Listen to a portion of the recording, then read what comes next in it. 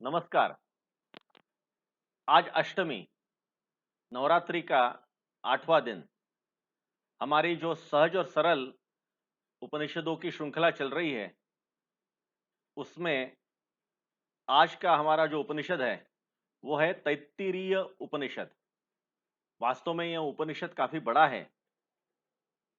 एक सत्र में और इतने कम समय में उसे पूर्णतः न्याय देना, उसके ऊपर पूरी विस्तृत चर्चा करना यह संभव नहीं है, लेकिन हम इसका परिचय करने का प्रयास करेंगे। जैसा मैंने पहले दिन ही कहा था कि यह उपनिषदों पर विस्तृत चर्चा नहीं है।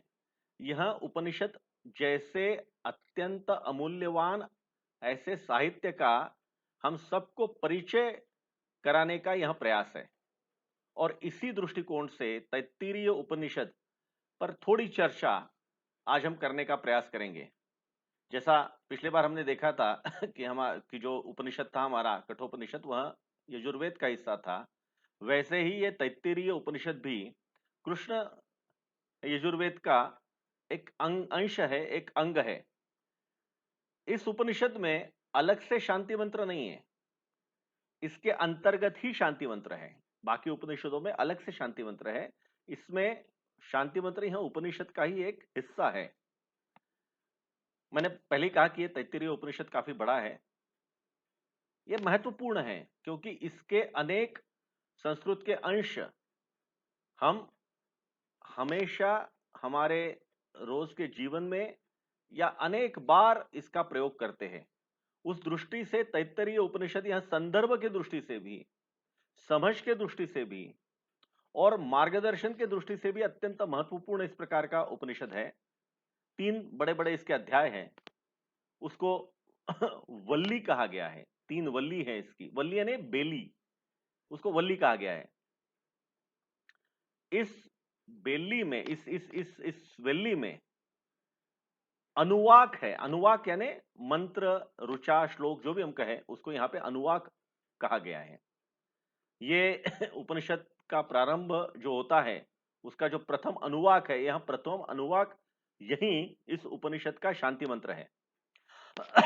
और शांति मंत्र है ओम शन्नो मित्रः शं वरुणः शन्नो भरत त्वर्यमा शन्नम इंद्रो बृहस्पतिः शन्नो विष्णुरुरुक्रमः नमो ब्रह्मणे नमस्ते वायो त्वमेव प्रत्यक्षं ब्रह्मासि त्वमेव प्रत्यक्षं ब्रह्म वदिष्यामि ऋतं वदिष्यामि सत्यं वदिष्यामि तन्मामवतु तद्वक्तारम वतु अवतु माम अवतु वक्तारम। ओम शांति शांति शांति ही। मूलतः यह देवताओं की प्रार्थना है, और देवताओं में जो मित्र है हमारा सबका मित्र है ने भगवान सूर्य। हम सूर्य नमस्कार का प्रारंभ ही ओम मित्रायन महा से करते हैं। उसको मित्र इसलिए माना है कि उसके बिना हम सबका जीवन यह संभव ही नहीं है। इसलिए ये सूर्य, भगवान सूर्य, तो भगवान सूर्य, इसकी प्रार्थना इसमें की है कि भगवान सूर्य हम सबको आशीष दे, हम सबको आशीर्वचन दे, हम सबकी चिंता करें। लेकिन अगर भगवान सूर्य ही हमारी चिंता करते रहे तो सदा सर्वकाल 24 घंटे अगर भगवान सूर्य ही हमारे सर पर रहा तो दिक्कत जाएगी। इसलिए सौम्यता भी चाहिए। इसलिए वरुण भगवान का भी इसमें उल्लेख है, और वरुण भगवान की भी प्रार्थना की गई है, शम वरुणः। फिर क्योंकि वरुण जो है वो सारे, वरुण के बिना भी जीवन संभव नहीं है, पानी के बिना हमारा सब कुछ हो भी नहीं सकता। इसलिए वरुण है, बुद्धि के देवता बृहस्पति है। इस प्रकार से सारे जो पंच महाभूत है उस समय जिनकी पूजा होती थी, ये वेद काल है, हम समझे इस बात को। और वेद काल में जिस प्रकार आज देवी देवताओं के मूर्तियों की पूजा हम करते हैं, उस प्रकार के देवी देवताओं की मूर्तियों की पूजा हम नहीं करते थे। उसके स्थान पर इस प्रकार के जिनको हम देव मानते थे, एक प्रकार से निसर्ग पूजक हम थे। इसलिए सूर्य वरुण ये हमारे ईश्वर थे, ये हमारे देव थे, और उनकी हम पूजा करते थे। इसलिए उनकी स्तुति, उनकी प्रार्थना हम यहां पर कर रहे हैं। यहां पर रुतम और सत्य ये दो शब्द आए हैं, इसमें थोड़ा अंतर है। रुतम का अर्थ भी सत्य होता है और सत्य तो सत्य ही है, लेकिन रुतम और सत्य का अंतर ऐसा है कि सत्य हमेशा सत्य ही रहता है। देश काल परिस्थिति के भी निरपेक्ष सत्य हमेशा सत्य रहेगा, लेकिन रुतम यह देश काल परिस्थिति के निरपेक्ष या सापेक्ष बदलेगा। उदाहरण के लिए मैं अगर कहता हूं कि यहां पर बहुत ज्यादा आज वर्षा हो रही है, लेकिन भोपाल में कोई अगर बैठा है, वो व्यक्ति कह रहा है कि आज यहां पर वर्षा नहीं हो रही है। वो व्यक्ति भी सत्य कह रहा है, मैं भी सत्य कह रहा हूं, लेकिन देश परिस्थिति के अनुसार, स्थान परिस्थिति के अनुसार ये दोनों सत्य अलग अलग है। दोनों सत्य है, लेकिन सत्य बदल रहा है, कारण स्थान बदल रहा है। इसलिए देश काल परिस्थिति के अनुसार जो सत्य बदलता है वो रुतम में आता है, और जो इस सब के निरपेक्ष रहता है, सत्य हमेशा सत्य ही रहता है, वो सत्य है। इसकी भी रुतम वदिष्यामि सत्यम वदिष्यामि ये जो प्रार्थना की गई है वो उसी के लिए है।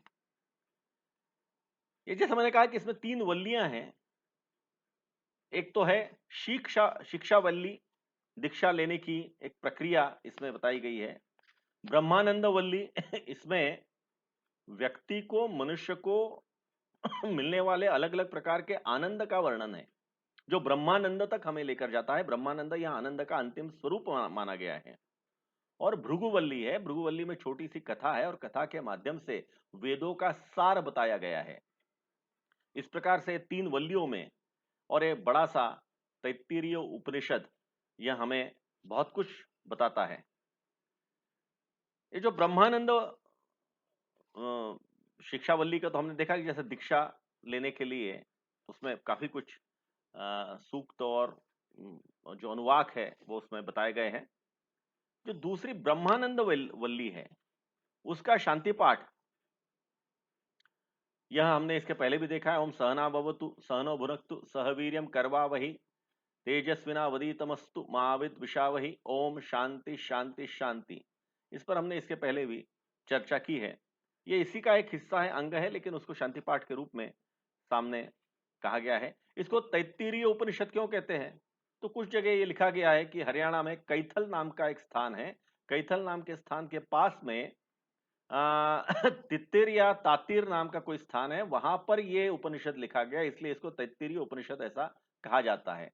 लेकिन ये तर्क कोई ठीक से कसौटी पर उतरता नहीं है, क्योंकि इसी उपनिषद के अंतर्गत 2-3 बार यह उल्लेख है कि हमें सामर्थ्य ये तितिर पक्षी की जैसा होना चाहिए। अब ये तितिर पक्षी कौन है? तो तीतर पक्षी जो हम कहते हैं वो नहीं है। तीतर पक्षी में तो बहुत ज्यादा उसके पंखों में उतना बल नहीं होता, लेकिन ये जो तीतिर पक्षी का यहाँ पर वर्णन है या तीतर पक्षी जैसा कहा गया है, उसके पंखों में बल है, ताकत है, उसका उसकी जो मन की शक्ति होगी या उसकी जो कुल मिलाकर के क्षमता होगी वो जबरदस्त है। इसलिए 2-3 बार ये उल्लेख है कि हमें तीतिर पक्षी के जैसा सामर्थ्यवान बनना चाहिए, इसलिए इसका नाम तैत्तिरीय उपनिषद ऐसा रखा गया है। ये जो ब्रह्मानंद वल्ली है, इस ब्रह्मानंद वल्ली में या दूसरे अध्याय में हम कह सकते हैं अलग अलग प्रकार से जीवन जीने के अलग अलग जो पद्धतियां हैं उसके बारे में चर्चा की गई है। लगभग सारे उपनिषद जब हम देखते हैं इसके पहले भी हमने देखे, उसमें ब्रह्म की खोज यह इसका मुख्य विषय होता है कि यह ब्रह्म क्या है, उसके बारे में जिज्ञासा और वो समझने का प्रयास, ये यानी उपनिषदों का लगभग सार होता है। और उसके माध्यम से जीवन के अनेक पहलू हमें इसमें से बताए जाते हैं। इसमें जो कुछ बातें बताई गई है उसमें एक है अन्न यह पूर्ण ब्रह्म है, और अन्न यह पूर्ण ब्रह्म है इसका उल्लेख इसके बाद में भी जो भृगुवल्ली है उसमें भी आता है। और इसमें बहुत जोर दिया गया है कि जो अन्न हमारा बनता है, जो अंकुरित होते हैं बीज, और बीजों के अंकुरण से फिर उसके रोप बनते हैं, धान बनता है, धान से हम फिर खाते हैं, ये सारा जो चक्र है नियति का, तो जब अंकुरण होता है तो उसमें पंच महाभूतों का समावेश होता है। और इसलिए यह पंच महाभूतों के समावेश के कारण जो भी अन्न हम ग्रहण करते हैं, यह पूर्ण ब्रह्म की उपाधि उसको दी गई है। और इसलिए अन्न का अनादर नहीं करना चाहिए, अन्न का सम्मान करना चाहिए, अन्न को कभी भी गलत नहीं कहना चाहिए। ये इसके बारे में इस उपनिषद में कई स्थान पर बार बार कहा गया है। अन्न की महत्ता, अन्न का महत्व, ये काफी उसमें कहा गया है। और इसलिए इसमें अन्नमय कोश की कल्पना है। हमारे शरीर में अन्नमय कोश रहता है, जिसके कारण शरीर की सारी सारी यंत्रणा चलती है, वो अन्नमय कोश है। लेकिन अन्नमय कोश मतलब सिर्फ अन्न लेने से होगा क्या? नहीं होगा। अन्नमय कोश को चलाने के लिए कुछ ना कुछ लगेगा, हमें ऊर्जा लगेगी। ऊर्जा कहां से आती है? वो ऊर्जा के लिए प्राणमय कोश है, प्राण चाहिए शरीर में। अगर प्राण ही नहीं है तो अन्न ग्रहण कैसे होगा? अन्न ग्रहण भी नहीं होगा। इसलिए अन्न आवश्यक है, अन्नमय कोश आवश्यक है, लेकिन अन्नमय कोश को चलाने के लिए, अन्नमय कोश का उपयोग शरीर के लिए होने के लिए शरीर में प्राण चाहिए, इसलिए प्राणमय कोश की भी आवश्यकता है। लेकिन अन्नमय कोश है, प्राणमय कोश है, लेकिन उस प्राण पर नियंत्रण किसी का अगर नहीं है, तो ये चबाना, पचाना, ये सारी जो क्रियाएं हैं, ये क्रिया कोई कर ही नहीं सकेगा, क्योंकि इस पर किसी का नियंत्रण नहीं रहेगा। और इसीलिए नियंत्रण के लिए मनोमय कोश की आवश्यकता है। एक मन चाहिए, वो मन ऐसा जो इन सब बातों पर नियंत्रण रख सके, अपना कंट्रोल कर सके। इसलिए अन्नमय कोश, प्राणमय कोश और मनोमय कोश, ये तीनों इस किसी भी मानव शरीर के लिए, और सिर्फ शरीर नहीं तो मानव जीवन के लिए अत्यंत आवश्यक तत्व है, उसके बारे में यहां विस्तार से चर्चा की गई है। और ये चर्चा करने के बाद आनंद के लगभग 11 प्रकार बताए गए हैं कि आनंद किस किस प्रकार से होते हैं, कौन से आनंद को हम माने। अब हम भी अपने जीवन में देखते हैं कि अलग अलग प्रकार से हमें आनंद होता है। पावस की अगर पहली बूंद पड़ी तो उसका भी एक हमें आनंद होता है। हमें अगर कोई अच्छी पुस्तक पढ़ने में मिली तो उसका आनंद होता है। कोई व्यक्ति अगर अनेक दिनों के बाद मिल गई तो उससे मिलकर बात करने का एक आनंद होता है। कभी अच्छी संगीत की कोई धुन सुनाई दी तो उसका भी एक आनंद होता है। आनंद के अलग अलग प्रकार होते, लेकिन इसमें यह बताया गया है कि आनंद की भी श्रेणियां होती है। आनंद में भी, आनंद लेने के इसमें भी उच्च प्रकार का आनंद और निम्न प्रकार का आनंद, इसमें भी ऐसी उसकी रचना है। और सबसे उच्च प्रकार का जो आनंद है वो ब्रह्मानंद है। उसमें सारा शरीर और मन एक होकर, एक चित्त होकर आनंद की ऐसी लहरों में लहरता है कि वो हम उसको ब्रह्मानंद कहते हैं। उसका विस्तृत वर्णन इस अध्याय में, इस वल्ली में दिया गया है, ब्रह्मानंद वल्ली। तीसरी वल्ली जो है वो भृगुवल्ली है। इसमें एक छोटी सी कहानी है। जैसा मैंने कहा, भृगु वल्ली या भृगु ऋषि के नाम से है। भृगु ऋषि यह वरुण ऋषि के पुत्र है, और वरुण ऋषि ये प्रख्यात ऋषि है। तो ये भृगु ऋषि ये बहुत विद्वान है, अपने शास्त्रों के अच्छे अध्येता है, बहुत पढ़ा है इन्होंने उसके ऊपर। ऐसे भृगु ऋषि वरुण ऋषि के पास, अपने पिता के पास जाते हैं और कहते हैं कि ये ब्रह्म क्या है। जैसा मैंने कहा, सनातन प्रश्न है, सारे उपनिषदों में, वेदों में आने वाला प्रश्न है, ब्रह्म क्या है। ब्रह्म अथतो ब्रह्म जिज्ञासा, ऐसा जो कहा जाता है। तो ये ब्रह्म क्या है, वो प्रश्न पूछते हैं। तो मुझे ब्रह्म ज्ञान सिखाइए। अब वरुण ऋषि इनके पिता है, कहते हैं मुझे बहुत अच्छा लगा, आनंद आया कि तुमने ये प्रश्न पूछा, और वो भी तुम मेरे पुत्र हो, और मेरे पुत्र होकर इस प्रकार से सोचते हो। ये मेरे लिए बड़ा आनंददायक विचार है, मुझे बड़ा अच्छा लग रहा है तुम ये पूछ रहे हो। लेकिन इस प्रकार से ब्रह्म ज्ञान ऐसा सरलता से नहीं मिलता है। ब्रह्म ज्ञान के लिए कठिन तपस्या करनी होती है, प्रयास करने होते हैं, उसके बाद ब्रह्म ज्ञान मिलता है। और ब्रह्म ज्ञान मिलने के लिए जो मार्ग है वो मार्ग बहुत सरल नहीं है। तो भृगु ऋषि पूछते किस प्रकार का मार्ग है, कैसे जाएंगे उसमें। तो वरुण ऋषि कहते हैं जाना तो तुम्हें ही है, मैं थोड़ा, जिसको आज के भाषा में हम कहते हैं टिप्स देना, तो टिप्स दे सकता हूं, कुछ बातें बता सकता हूं, कहां से मार्ग में जाना इतना बता सकता हूं। प्रवास तुम्हें अकेले करना है, ढूंढना तुम्हें अकेले है, और वहां से समझना, ज्ञान लेना भी तुम्हें अकेले को ही है। तो कैसे कैसे जा सकते हैं? तो वो कहते हैं ब्रह्मानंद का जो महल है, उस महल में जाने के अनेक रास्ते हैं। अन्न है, प्राण है, चक्षु है, श्रोत्र है, कान, मन है और वाचा। इनके माध्यम से इस ब्रह्म ज्ञान लेने के लिए इस ब्रह्मानंद के महल में पहुंचा जा सकता है।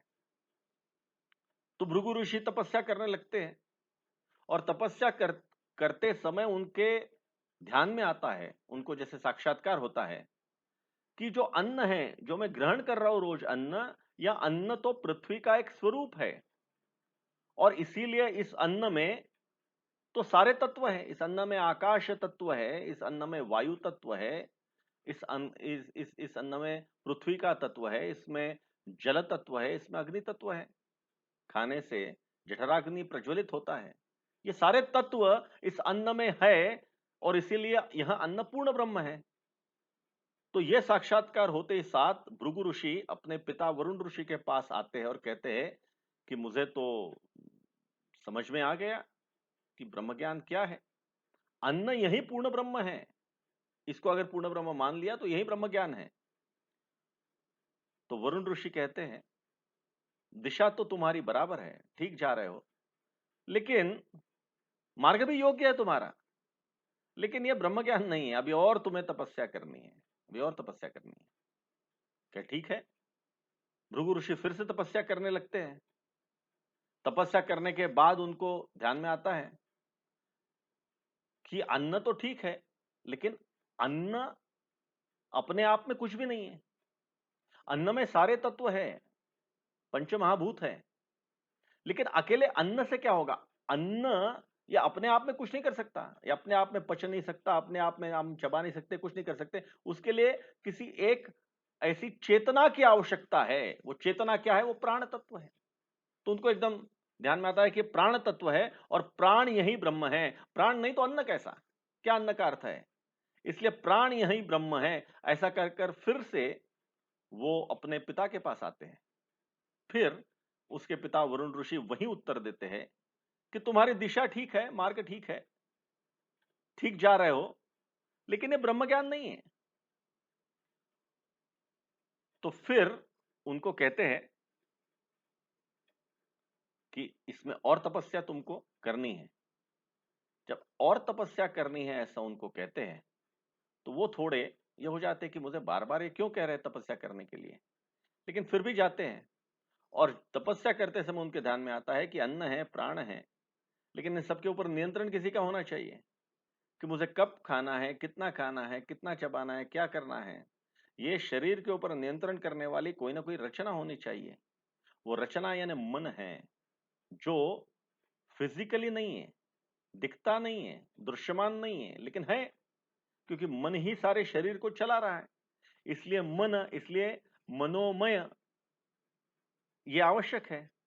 और इसलिए मन जो करेगा वही सही है। और फिर वो अपने पिताजी के पास जाते हैं। तो फिर पिताजी उनको कहते हैं कि ये भी पूर्ण ब्रह्म नहीं है। मन है, ठीक है, लेकिन और तुम्हें तपस्या करने की आवश्यकता है। तो फिर थोड़े वो नाराज होते हैं। कहते हैं कि मैं तपस्या कर रहा हूं, मैंने तो उसमें से ढूंढ के निकाला है कि अन्न पूर्ण ब्रह्म कहते हैं, लेकिन वो पूर्ण ब्रह्म नहीं है। प्राण ये ब्रह्म है, लेकिन वो भी पूर्ण ब्रह्म नहीं है। तो ये जो मन है जो सबका नियंत्रण करता है, वो पूर्ण ब्रह्म है।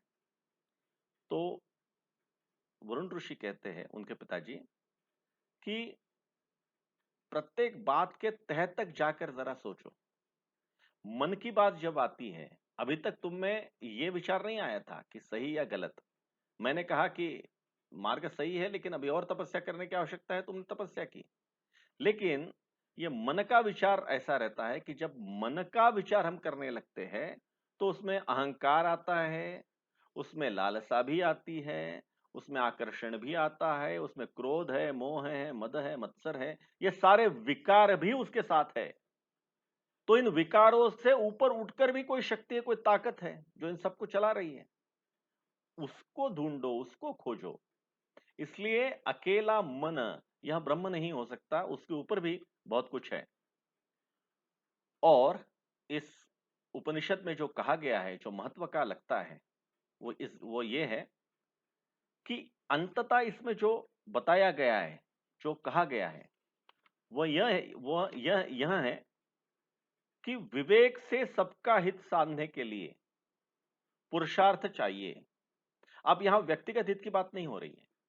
इसके पहले भी उपनिषद में मैंने कहा था कि उपनिषद व्यक्तिगत हित की बात नहीं कहते। उपनिषद ये नहीं कहते कि आप तो भगवान भक्ति में लीन हो जाओ, सब बाकी घर बार छोड़ दो, आपको मोक्ष प्राप्ति हो जाएगी, आप तो धन्य हो जाएंगे। ऐसा कोई उपनिषद नहीं कह रहा है। उपनिषद बार बार ये कह रहे हैं, एक बार नहीं, उसकी रिपीटिशन हो रही है हर स्थान पर, हर जगह, कि ये जो कल्याण करना है, ये समाज का, समष्टि का, राष्ट्र का कल्याण करना है। राष्ट्र शब्द इसमें आता है, राष्ट्र का कल्याण करना है, उसके लिए ये सारा सब कुछ चल रहा है। इसलिए विवेक से सबका हित साधने के लिए पुरुषार्थ चाहिए। ये पुरुषार्थ है या योग है एक प्रकार का। और समष्टि के, राष्ट्र के कल्याण के लिए सबने मिलकर किया हुआ पुरुषार्थ, सबने मिलकर किया हुआ कार्य, यही तो सभी वेदों का सार है। अब कितना स्पष्ट है? वेदों का सार क्या है? तो ये जो भृगुवल्ली है, तैत्तिरीय उपनिषद का जो अंतिम अध्याय है, जिस भृगुवल्ली कहा गया है, उसका जो अंतिम श्लोक कहेंगे, स्तोत्र कहेंगे, वो ये कह रहा है कि समष्टि के लिए, समाज के, समष्टि के, राष्ट्र के कल्याण के लिए सबने मिलकर किया हुआ कार्य, सबने मिलकर किया हुआ पुरुषार्थ, यही तो वेदों का सार है। तो सबने मिलकर राष्ट्र कार्य के लिए जुटना है, सबने मिलकर राष्ट्र कार्य करना है, ये वेदों ने हमें बताया है, ये उपनिषदों ने हमें बताया है। तो हम जो शक्तिशाली राष्ट्र थे, उसकी नींव यहां पर पड़ी है। इस प्रकार का अध्ययन हमारे सारे विद्यार्थी, हमारे पुरखे अपने विद्यार्थी दशा में, ब्रह्मचर्य काल में, विद्या अध्ययन का उनका जो काल होता था, उस काल में करते थे, और उसके कारण उनके विचार उस प्रकार से बनते थे, राष्ट्र ऐसा बनता था। और इसलिए यह शक्तिशाली, संपन्न, वैभवशाली ऐसा जो राष्ट्र हमारा था, उसका जो मूलाधार है, वो ये वेद है, ये उपनिषद है। इस उपनिषद में, तैत्तिरीय उपनिषद में, बहुत सारे ऐसे, जैसे मैंने कहा कि वाक्य जो हम हमेशा प्रयोग में लाते हैं, वो इसमें है। अहम ब्रह्मास्मि, हम कई बार उसका प्रयोग करते हैं, अहम ब्रह्मास्मि, मैं ही ब्रह्म हूं। तत्वमसि, अयात्मा, अयम आत्मा ब्रह्म, सत्यम वद, हमेशा सच बोलो, सत्यम वद, मातृदेवो भव, पितृदेवो भव, आचार्य देवो भव, अतिथि देवो भव, ये सारे शब्द प्रयोग इस तैत्तिरीय उपनिषद में से आए हैं। इसमें यह भी कहा है, अंत का जो श्लोक उसमें कहा गया है कि अन्न का संग्रह तो ठीक है, लेकिन व्यक्तियों का संग्रह होना चाहिए। और कैसे व्यक्तियों का संग्रह, यह भी उसमें दिया है, जो शुद्ध चारित्र्यवान हो, जो प्रामाणिक हो, जो अपने के अलावा समाज के बारे में, राष्ट्र के बारे में सोचता है, ऐसे व्यक्तियों का संग्रह करना चाहिए। ये उपनिषद कह रहे हैं हमें कि अपने आजू बाजू में संग्रह किनका होना चाहिए? तो व्यक्तियों का होना चाहिए। व्यक्ति कैसे? तो इस प्रकार के व्यक्ति होने चाहिए। ऐसे अच्छे व्यक्तियों का संग्रह करते रहना, ये वेदों का सार है। ये उपनिषद काफी बड़ा है, इतने संक्षेप में इसमें सारा कहना बहुत कठिन है, लेकिन जैसा मैंने कहा कि ये उपनिषदों का सिर्फ परिचय देने का एक छोटा सा प्रयास है कि ये, मैं फिर उसको दोहरा रहा हूं, ये हमारे वेद, हमारे उपनिषद, यह धार्मिक कर्मकांड नहीं है। यह हिंदू धर्म की पहचान है। यह हिंदुत्व के बारे में समझने का बहुत अच्छा जरिया है, लेकिन यह धार्मिक कर्मकांड नहीं है। यह बुढ़ापे में पढ़ा जाने वाला साहित्य नहीं है। यह रिटायरमेंट के बाद या 60 साल के बाद ही सिर्फ पढ़ने का साहित्य नहीं है। यह आप इसको कभी भी पढ़ सकते हैं। इसको युवावस्था में पढ़ा तो ज्यादा अच्छा। इसका अध्ययन हमारे पुरखे युवावस्था में करते थे, और इसीलिए एक संपन्न राष्ट्र उन्होंने खड़ा किया था। मैंने पहले ही कहा था कि ऐसे लगभग 108 उपनिषद है। उन 108 उपनिषदों में से भगवान आदि शंकराचार्य जी ने 11 उपनिषदों पर अपने भाष्य लिखे हैं। शंकर भाष्य नाम से वो प्रसिद्ध है। सरल संस्कृत भाषा है, लेकिन उसका सरल हिंदी में भी अनुवाद उपलब्ध है। और वो अगर हम पढ़ेंगे तो हमें ये ध्यान में आता है कि जितने ये मैनेजमेंट के थ्योरीज चलती हैं, मैनेजमेंट के या मानवीय मनोव्यापार के अलग अलग कोर्सेस चलते हैं। मैंने कल या परसों भी कहा था, चाहे डेल कार्नेगी या ट्रांजैक्शन एनालिसिस या अभी शिव खेड़ा वगैरह, ये सारे जो चलते हैं, इनका निचोड़ अगर कहीं हमको पढ़ना है तो उपनिषद में है। और इसलिए आप यकीन मानिए, मैंने अभी कुछ दिनों पहले अमेरिकन यूनिवर्सिटी के कुछ विद्यार्थियों के साथ मेरा संवाद हुआ था, तब ध्यान में आया कि चाहे अमेरिका है, चाहे जर्मनी है, चाहे इटली है, चाहे स्पेन है, चाहे यूरोप के देश है या ऑस्ट्रेलिया जैसा देश है, इन सब देशों में इंडोलॉजी पे, भारतीय तत्वज्ञान पर बहुत ज्यादा रिसर्च चल रहा है। बहुत ज्यादा लोग उस पर काम कर रहे हैं। हम वीडियो क्लिप्स देखते होंगे कि कनाडा की स्कूल में, स्पेन की स्कूल में, कहीं लंदन की स्कूल में संस्कृत पढ़ाया जा रहा है, बच्चे संस्कृत पाठ पढ़ रहे हैं। हमें ये समझना चाहिए, ये हमारी धरोहर है जिसके आधार पर हम एक उन्नत राष्ट्र बने थे, उसको बाकी लोग अपना रहे हैं। हमें उसको ठीक से समझना ये आवश्यक है। जो 11 उपनिषद जिन पर आदि शंकराचार्य जी ने भाष्य लिखा है, उनमें से ईशवास्योपनिषद, केनोपनिषद, मांडुक्योपनिषद, ऐतरेय उपनिषद, प्रश्नोपनिषद, मुंडक उपनिषद, कठोपनिषद और आज का ये तैत्तिरीय उपनिषद, ऐसे 8 उपनिषदों पर हमने थोड़ी बहुत चर्चा की, परिचय करने का प्रयास किया। 3 और उपनिषद है, बृहदा बृहदारण्यक उपनिषद, बृहदारण्यक, छांदोक्योपनिषद और श्वेताश्वतर उपनिषद। 3 उपनिषद और हैं। मैंने पहले दिन कहा था कि हम 9 उपनिषद इसमें लेंगे और ये नवरात्रि के 9 दिन इस प्रकार का हमारा सारा ये चलेगा। लेकिन कल के दिन विजयादशमी है, दशहरा है। इस बार नवमी और विजयादशमी एक ही दिन आए हैं और विजयादशमी के अपने अपने अलग अलग अनेक कार्यक्रम होते हैं। इसलिए हम उपनिषदों की श्रृंखला का यहीं पर समापन करते हैं, हम यहीं पर रुकते हैं। समापन करते समय मुझे सिर्फ एक बात जरूर कहना है। हम कई बार गलती से, अनजाने में, हमारे सारे ये उपनिषद और वेदों के लिए, हमारे सारे जो भी हमारा पुरातन इतिहास रहा है उसके लिए माइथोलॉजी शब्द का प्रयोग करते हैं। इंडियन माइथोलॉजी, ये बड़े अपने आप में हम लोग आसानी से बोल देते हैं, ये बहुत गलत शब्द है। माइथोलॉजी, ये मिथ से निर्माण हुआ शब्द है। मिथ यानी झूठा, जो झूठ के आधार पर बना है वो। क्या हमारे उपनिषद झूठे हैं? क्या हमारे वेद झूठे हैं? मैं कई उसमें उदाहरण दे सकता हूं, कुछ उदाहरण मैंने दिए भी, कि आज का जो विज्ञान जहां पर रुक जाता है, या जो विज्ञान आज जिसको समझ रहा है, वो आज से कुछ हजार वर्ष पहले, 5, 6, 7, 8 हजार वर्ष पहले हमारे पुरखों ने पहले से लिख कर रखा है। इसके सब प्रमाण हैं, पूर्णता प्रमाण है। वो मिथ कैसा हुआ? वो माइथोलॉजी कैसे हुआ? इसलिए कुछ भी आता है वो माइथोलॉजी में चला जाता है। इसलिए कृपया आज से माइथोलॉजी इस शब्द का प्रयोग हम सब बंद करें। और अगर कोई करता है माइथोलॉजी शब्द का प्रयोग हमारे इन वेद, उपनिषद और बाकी सारे साहित्य के लिए, कृपया उसको रोकिए कि माइथोलॉजी गलत शब्द है। ये सारे सच है, सत्य के आधार पर खड़ा हुआ हमारा ये साहित्य है और इसका हम उसी प्रकार से आदर करें। पिछले 8 दिनों से आप लगातार सुन रहे हैं, यही सारी श्रृंखला इंटरनेट रेडियो पर भी चल रही है। और मुझे बताया गया कि यूरोप और अमेरिका के भी कई लोग इंटरनेट रेडियो, रंगीला रेडियो जो चलता है, उस रंगीला रेडियो, इस इंटरनेट रेडियो के माध्यम से भी यूरोप, अमेरिका के भी कई लोग इसे सुन रहे हैं। और मुझे बहुत अच्छी प्रतिक्रिया इसकी मिली है, कईयों के फोन आए हैं, संदेश आए हैं। मैं सबके प्रति हृदय से कृतज्ञ हूँ। आगे फिर कभी अगर समय मिला और ऐसा अगर अवसर आया तो उपनिषद और वेदों के बारे में फिर से हम बात करेंगे। आपने मुझे 8 दिन तक इतने अच्छे से सुना, प्रतिक्रिया दी, आप सबको पुनश्च एक बार धन्यवाद। नमस्कार।